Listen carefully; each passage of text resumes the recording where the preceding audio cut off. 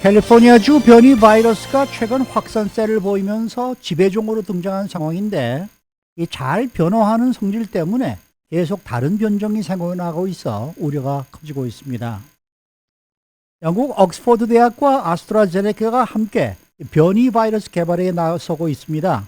올 여름부터는 변이 바이러스 백신 임상 시험에 들어간다는 계획을 발표했습니다. 워런 버핏, 버크셔 해서웨이 시장의 멘토로 유명한 이 찰리 맹거 부회장이 최근 주식시장 모습에 개탄을 하면서 도박판이 되고 있다고 강력히 비판했습니다. 백악관 예산관리국 국장 지명자가 SNS 상에서 막말 논란으로 낙마 위기에 처했는데 공화당의 지도급 인사들을 맹비난했고 또 심지어는 민주당 일부 인사들까지 공격해서 연방 상원에서 인준투표를 통과할 가능성이 거의 없는 것으로 나타났습니다. 오늘은 이러한 소식을 정리합니다. 조영석 국장. 안녕하십니까. 이 캘리포니아주에서 발생한 변이 바이러스가 아주 우려의 대상이 되고 있네요. 네, 그렇습니다. 이제 최근 들어서는 기존의 코로나19 바이러스는 아주 급격히 위축되고 있잖아요. 네, 그래서 네. 뭐 신규 감염도 계속 줄어들고 있고 그런데 근데 문제는 이제 변이 바이러스들이 그 자리를 대체해 가지고 좀 활발하게 전파되고 있는데 그 중에서도 캘리포니아 변이 바이러스가 가장 위험하다는 그런 평가가 나왔습니다. 네. 지금 뭐 변이 바이러스가 영국발 변이 바이러스, 남아공 변이 바이러스, 브라질 변이 바이러스 뭐 굉장히 많잖아요. 네네. 근데 그 중에서도 캘리포니아 변이 바이러스가 가장 위험하다는 건데 LA 타임즈는 그 UC 샌프란시스코 코로나19 연구팀이 그 캘리포니아 변이 바이러스에 대해서 새로운 내용의 정보를 발표해서 관심을 모으고 있다고 보도했습니다. 네. B1427, B1429, L452R 뭐 이런 것 등이 이제 캘리포니아에서 발견된 변이 바이러스들인데요. 그러니까 캘리포니아에서 지금 나오는 변이 바이러스가 하나가 아니에요. 글쎄 말이에요. 여러 개가 있습니다. 네, 가지예요. 그런데 굉장히 좀 위험한 것들이라고 합니다. 그래서 이 캘리포니아에서는 이미 변이 바이러스가 기존의 코로나19를 능가해서 지배종이 됐는데 지금 많은 우려를 일으키고 있다. 이렇게 UC 샌프란시스코 연구팀은 전했습니다. 그러니까 전파력이 뛰어나다는 것은 다 알고 있는데 단순히 전파력이 뛰어난 것을 넘어서서 그 이상의 지금 능력을 보여주고 있다고 이번 연구 결과가 나왔는데 특히 코로나19 지금 백신을 우리가 접종하고 있잖아요. 네네. 코로나19 백신을 접종하는 이유가 몸 안에 항체를 만들어서 맞습니다. 면역력을 극대화시키기 위해서인데 코로나19 백신에 의해서 만들어지는 몸 안의 항체를 피해갈 수 있는 능력이 있는 것으로 지금 네, 연구 네, 결과가 네. 나타났다고 그래요. 그래서 네. 이 캘리포니아에서 나오고 있는 변이 바이러스들은 만약에 감염되면 우리 몸 안에 들어오면 백신 접종을 한 사람들도 이 무용지물이 될 수 있다. 백신이. 좀 그런 얘기들입니다. 그래서 굉장히 좀 우려된다는 얘기를 연구진들이 내놓고 있고요.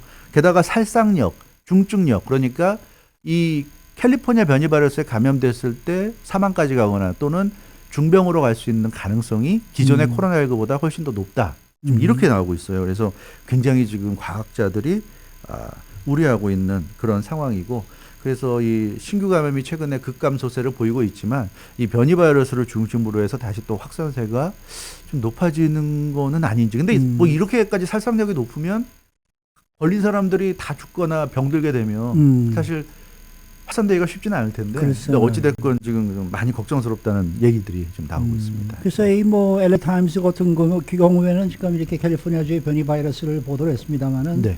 뉴욕 타임스는 또 뉴욕에서 또 변이 바이러스가 발견이 네. 됐다고 지금 대서특필을 어제 했더라고요. 근데 특히 이 캘리포니아주 변이 바이러스는 잘 변하는 성질이 있어서 예측하기가 좀 불가능할 정도로 변종이 계속 만들어지는 것 같아요. 바로 그 점이 캘리포니아 변이 바이러스의 최대 강점이죠. 네. 그러니까 그러다 보니까 지금 우리가 맞고 있는 백신도 피해갈 수 있는 능력이 있는 거예요. 그러니까 그런 자기 이 캘리포니아 변이 바이러스 입장에서 볼 때는 자기가 불리하다고 생각하는 그 환경이나 상황에서 속속 이렇게 변한다는 겁니다. 그런 능력이 다른 사촌 코로나 바이러스들보다는 훨씬 더 좀 뛰어난 것으로 예, 이렇게 지금 분석이 되고 있다는 겁니다. 그래서 이 캘리포니아 변이 바이러스는 필요할 때마다 계속 변종을 만들어내고 있고 변종으로 바뀌고 있고 지금 그런 모습인데요.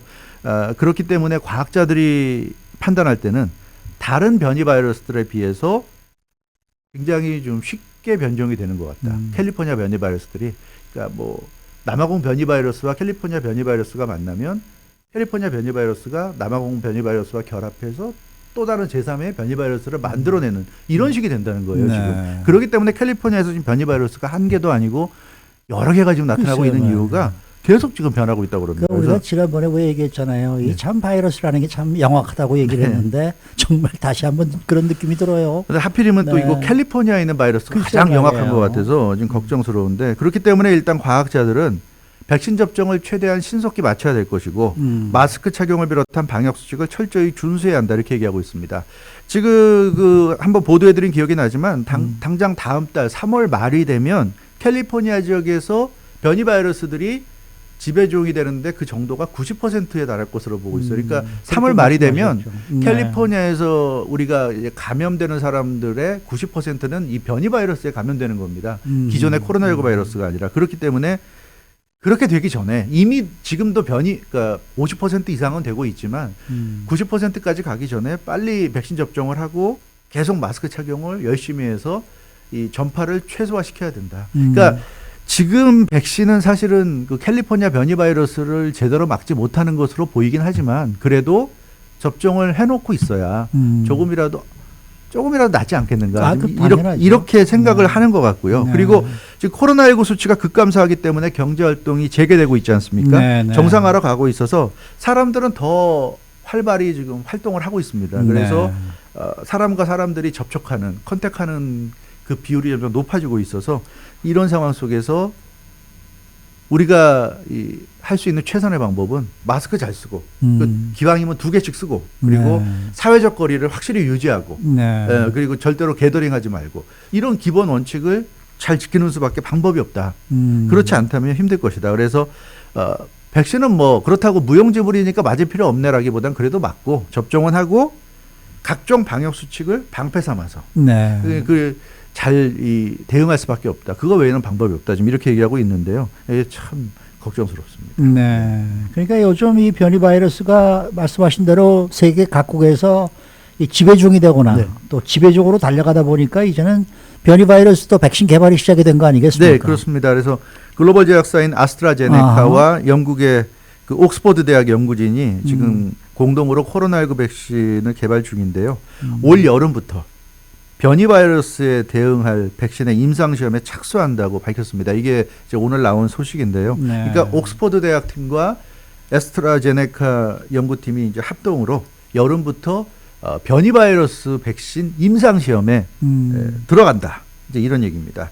그래서 영국 일간지 가디언 보도에 따르면 옥스퍼드 연구진은 영국 그 하원 과학기술위원회에 출석해서 임상 시험에 들어간다는 사실을 공식적으로 좀 알렸습니다. 네. 그래서 올 여름부터는 아스트라제네카와 옥스퍼드가 최초로 이제 변이 바이러스 백신 임상 시험에 들어가게 되고요.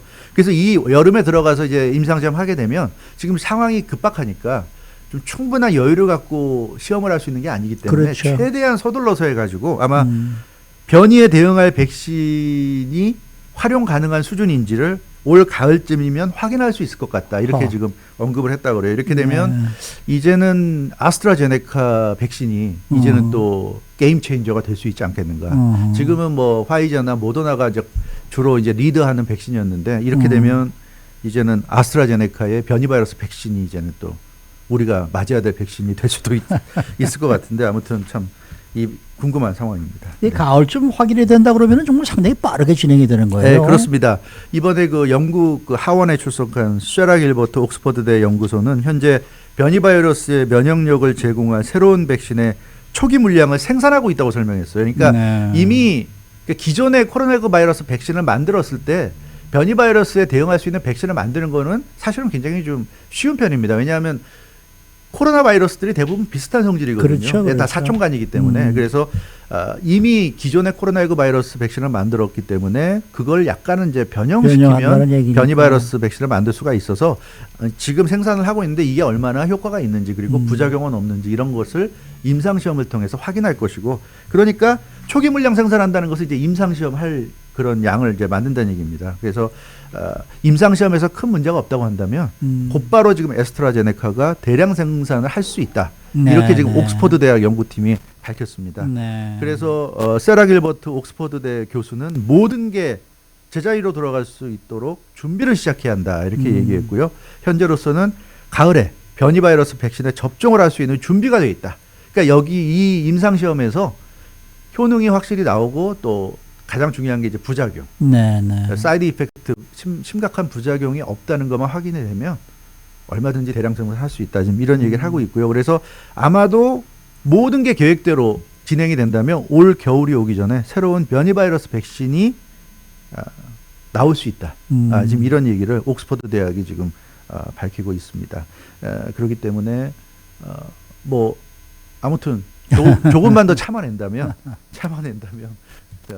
또 변이 바이러스 백신도 우리가 맞을 수 있을 것 같습니다. 그러니까 뭐 파이저나 모더나 백신을 맞으신 분들이나 앞으로 맞을 분들도 이제 가을쯤에 가면 또 다시 한번 이 변이 바이러스에 대한 백신을 또 한 번씩 맞아야 될 수 있는 그러한 상황이 올지도 모르겠네요. 그럴 수밖에 없을 거예요. 지금 기존의 코로나19 백신도 말씀드리지만 3개월, 6개월 정도 지나면 효능이 끝납니다. 글쎄요, 뭐 면역력이 사라지기 그렇죠. 때문에 네. 어차피 더 맞아야 될 거고요.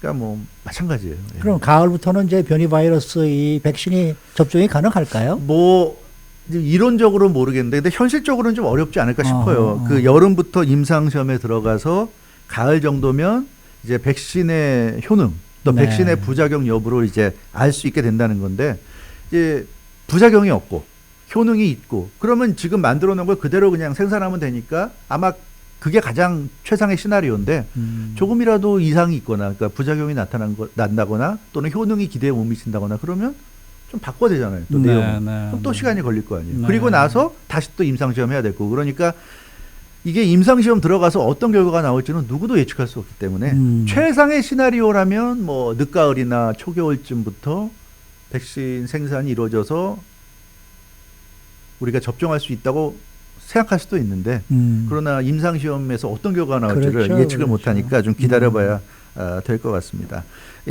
아마도 FDA도 지금 변이 바이러스가 심상치 않게 지금 확산되고 있기 때문에 옥스퍼드와 아스트라제네카의 임상시험에서 좋은 결과가 나온다면 FDA도 긴급 사용 승인을 해주지 않겠는가. 네, 그러면 뭐 네. CDC도 긴급 접종 승인을 하게 될 것이고 이렇게 되면 또 미국도 접종에 또 변이 바이러스 백신 접종에 들어갈 수도 있을 것 같은데요.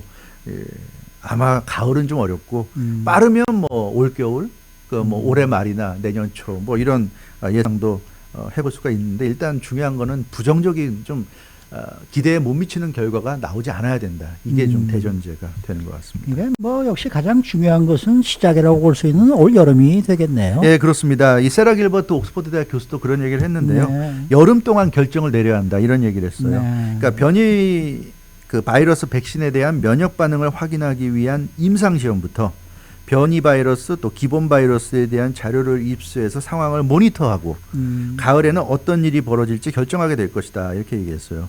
그렇기 때문에 옥스퍼드 연구팀은 초여름부터 새로운 변이 바이러스 백신의 임상 시험에 지금 돌입할 것으로 그렇게 지금 예측이 되고 있습니다. 아마 뭐 특별한 이변이 없다면 초여름부터는 그러니까 초여름이니까 한 6월, 7월 뭐 그 정도부터는 새로운 시험에 들어갈 것 같은데 옥스퍼드 연구팀은 또 이번에 그 변이 바이러스 백신 임상 시험과 더불어서 1회차와 2회차에서 각각 다른 제조사의 백신을 교차로 맞을 경우에 어떤지 그것도 임상시험 들어간다고 그럽니다. 그러니까 네. 1차에 화이자 맞고 2차에 모더나 맞았을 네, 때 또 네. 1차에 모더나 맞고 2차에 아스트라제네카를 맞았을 때 어떤 결과가 나오는지 그것도 지금 그 시험에 들어간다고 그래요. 그래서 임상시험에. 그래서 그 결과가 괜찮으면 앞으로는 본격적으로 교차. 그러니까 지금 사실 뭐 이게 굉장히 좀 까다롭잖아요. 그럼요. 까다롭다 보니까 백신을 만들어내는 것도 힘들고 그걸 공급하는 것도 힘들고 공급받아서 접종하는 것도 다 힘든데 이렇게 막 교차해도 상관없다 그러면 조금 나아지겠죠. 그렇죠. 네. 그래서 그런 거 시험 중이고 또 뿐만 아니라 코에 뿌리는 스프레이. 그러니까 코에다 스프레이처럼 뿌려가지고 면역력을 하게 한다. 그러면 훨씬 더 간편하겠죠. 간편하죠. 또 알약. 얼마 전에 제가 몇 달 전에 이 시간에 해드렸죠. 알약으로 한다. 그것도 지금 이 개발 중이라고 하고 있습니다. 패치라는 얘기도 우리가 한번 네. 했었고. 네, 그래서 굳이 왜냐하면 주사를 맞아야 된다는 건 전문 의료인이 놔줘야 된다는 얘기고 그렇죠, 그렇죠. 최소한의 어떤 그런 환경이 조성돼야 된다는 거니까 불편하잖아요. 네. 그리고 대량으로 빨리 접종하는데 한계가 있고 그러니까 이렇게 코로 뿌리는 스프레이나 입으로 그냥 누구나 입에 넣어서 먹을 수 있는 알약이나 이런 형태로 지금 개발하는 거를 생각 중이라고 그러니까 이 참 옥스퍼드 대학의 이 연구가 좀 성과를 냈으면 좋겠습니다. 최근 주식시장의 과열 행태에 대해서 강력히 비판하는 목소리가 나왔는데 특히 그 핵심이라고 할 수 있는 비트코인과 테슬라 등을 맹비난했다 이런 소식이 지금 들어와 그렇습니다. 있어요. 예, 이게 바로 그 비난한 이제 주체 때문에 굉장히 관심인데요. 바로 네. 버크셔 해서웨이의 회장 워렌 버핏 회장의 유일한 동업자이자 평생의 파트너죠. 네. 찰리 멍거 버크셔 해서웨이 부회장이 최근 지금 말씀하신 내용대로 주식시장에 대해 개탄하는 발언을 해서 관심을 모았습니다. 이분이 올해 97살입니다. 워렌 버핏이 90살인데 네, 7살이 더 많아요. 네. 그래서 이 워런 버핏 회장이야 뭐 오바마의 현인으로도 불리는 최고의 투자자인데 이 워런 버핏 회장의 오른팔이면서 네. 또 한편으로는 워런 버핏 회장의 멘토죠. 멘토죠, 정신적인 멘토. 지주입니다. 네, 그래서 네. 워런 버핏 회장이 평소에 가장 존경하는 인물이 바로 이 찰리 멍거 버크셔 해서웨이 부회장인데 이분이 그 가상화폐 비트코인 또 테슬라 주식 등에 대해서 아주 분명하게 비판하면서 부정적으로 언급했습니다. 네. 찰리 멍거가 어제 CNBC 방송에 출연했는데요. 비트코인이 세상을 위한 교환 매개체가 될 것이라고 생각하지 않고 있다. 그러니까 거래 수단으로서는 자기는 전혀 생각하지 않고 있다 얘기했는데 그런 어떤 교환의 매개체 역할을 하기에는 변동성이 너무 높다. 너무 높다. 높아서 그건 부적합하다 이렇게 얘기했고 또 최근에 비트코인 뭐 그런 걸 떠나서 일단 비트코인 열풍이잖아요. 네, 네. 근데 자기는 전혀 관심이 없고 절대로 비트코인을 사지 않을 것이다. 이제 이렇게 얘기했습니다. 네. 그리고 요즘 이제 대표적인 그 핫한 것이 이제 비트코인과 주식시장에서 테슬라인데 네. 비트코인의 가격 또 테슬라의 시가총액에 대한 또 질문이 나오자 찰리 멍거는 벼룩과 이끼 사이에서 우선순위를 결정할 수 없다. 이제 이런 얘기를 했는데 어떤 것이 더 나쁜지 모르겠다. 이렇게 비유적으로 언급했습니다. 이 네. 벼룩과 이끼 이 유명한 말이죠. 18세기 영국 작가 세뮤얼 존슨의 말을 인용한 건데 뭐 나쁘면 다 나쁜 거지. 뭐 굳이 나쁜 거에 우열을 가릴 필요가 뭐가 있나. 이제 이런 얘기인데 네. 그 테슬라 시가총액이 1조 달러를 넘어선 것과 비트코인 가격이 하나에 5만 달러를 넘어선 것 가운데서 뭐가 나쁜 건지 통 모르겠다. 이렇게 네, 네. 찰리 멍거가 언급했습니다. 그러니까 이 얘기는 이렇게 비트코인이나 테슬라로 상징되는 요즘의 과잉 열기, 시장의 과잉 열기, 뭐 게임스탑도 마찬가지고요. 어제도 보니까 100%또 300%까지 올랐다가 장중에 뭐 마무리될 때 한 100% 오른 거로 그냥 마무리됐습니다만 이런 거 보면 이 찰리 맹거 부회장 같은 오래된 투자자 입장에서는 이건 정상이 아니다. 정상이 아니다. 예. 뭐 그렇게 좀 얘기하는 것 같아요. 네. 네. 네. 그냥 뭐 요즘 주식시장 보면은 정말 뭐 어떻게 널뛰잖아요. 네, 널뛰고 있어요. 뭐 네. 미친 사람 널뛴다라는 얘기가 있습니다만 정말 널뛰고 있는데 네. 이게 정상이 아니죠. 정상이 사실 아니죠. 어떻게 보면은. 그래서 주식 그 이 시장의 모습이 정상이 아니라고 비판하면서 근데 그런 원인, 이유에 대해서도 얘기했는데 네. 그러니까 일단 그 투자자들이 특히 개미 투자자들이 너무 저 투기성 그 투자하는 걸 좀 자제해야 된다 이렇게 얘기하고 있고 그럼에도 불구하고 개미 투자자들이 이렇게 지금 투기성 투자를 하는 데는 로빈훗 같은 이런 그 플랫폼이 문제다 이렇게 직격탄을 날렸어요. 그러니까 로빈훗 같은 무료 주식 거래 온라인 플랫폼. 그러니까 예전에는 주식 그 투자하려면 증권회사에 그렇죠. 예, 뭐 직원의 도움을 받아가지고 네. 간접적으로 해야 되잖아요. 근데 그 어찌됐건 증권회사 일하는 사람들은 전문가인데 네. 전문가의 도움을 받아서 투자를 했는데 지금은 누구나 온라인으로 다운로드 받아가지고 맞아요. 예, 플랫폼 이용해서 쉽게 마치 게임하듯이 하루에도 막 수십 번씩 주식을 샀다 팔았다 할 수 있고 이러니까 이 찰리 멍거 이 버크셔 해서웨이 부회장은 지금 주식시장이 투기로 오르고 있다 이렇게 경고했습니다. 그래서 많은 투자자들이 주식시장에서 광적으로 매수에 나서고 있고 차익 매수도 지금 흔하고 있다. 돈을 빌려서 이제 매수하는 것도 굉장히 흔하다고 얘기하고 있는데 지금 주가가 오르기 때문에 이제 이렇게 하고 있다는 거예요. 네. 근데 예전에 사실 그 2007년 뭐 8년 금융위기 사태 터지기 직전의 상황을 보면 서프라임이 한창일 때 돈 없는 사람들이 은행에서 그 은행들이 막 돈을 안겨줬어요. 대줬죠.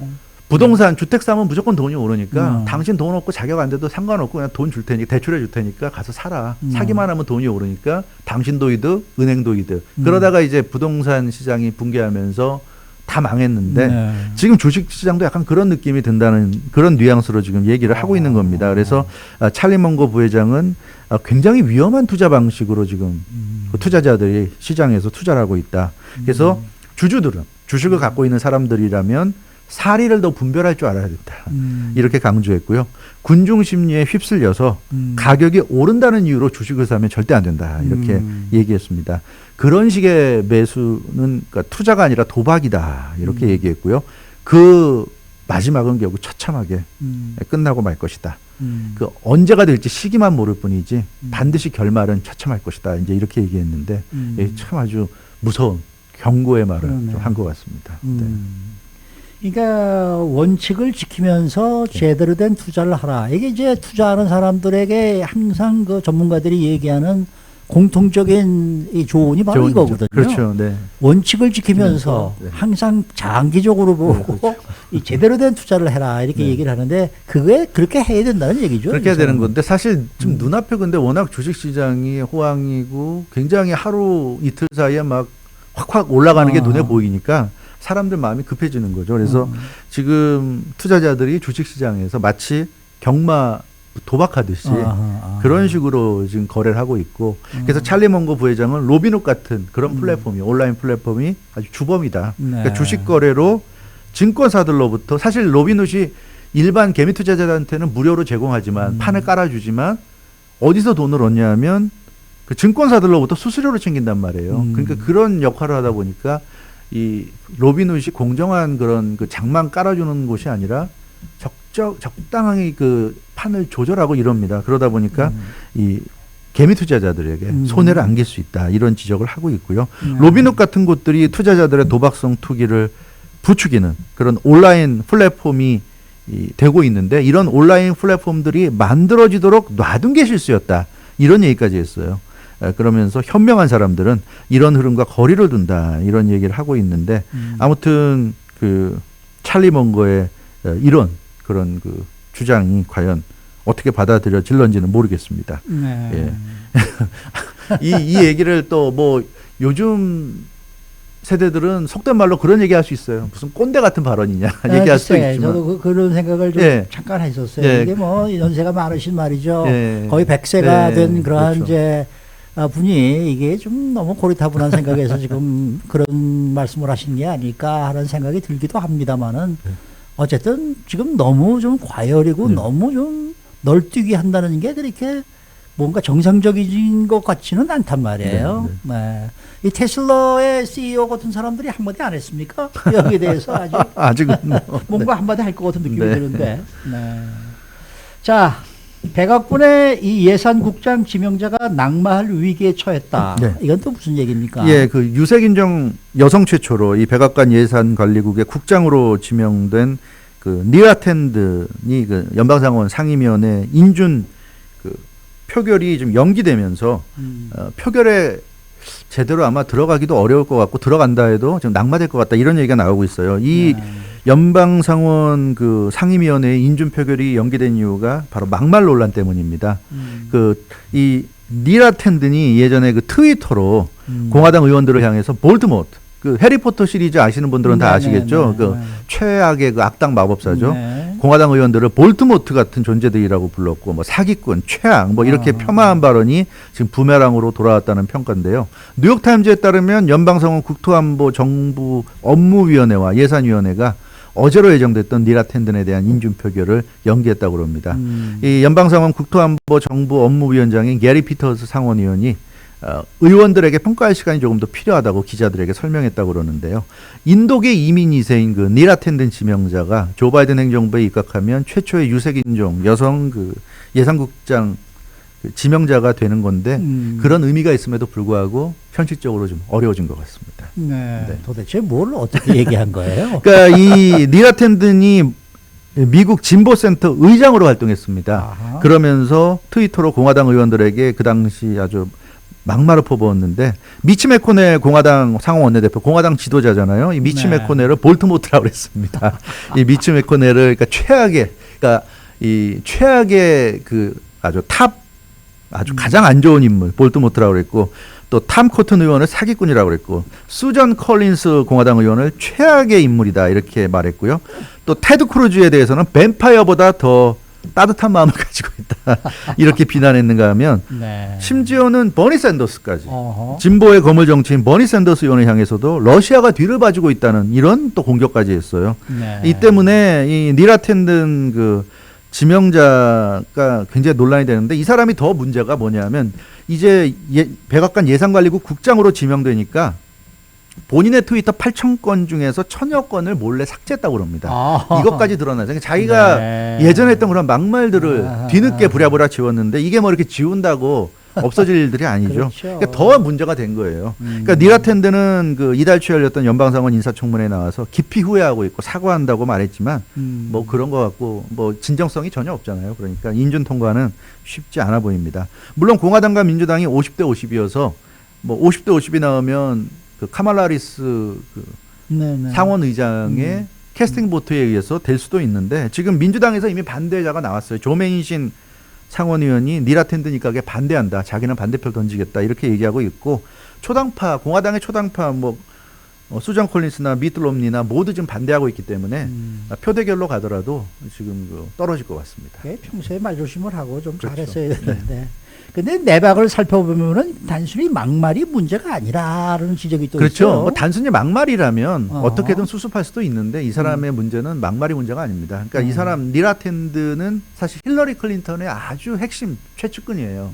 힐러리 클린턴 전 국무장관 밑에서 오랫동안 일해온 인물이고 이 사람이 어떤 일을 했냐면 주로 정치 자금, 정치 자금을 모으는 역할을 했습니다.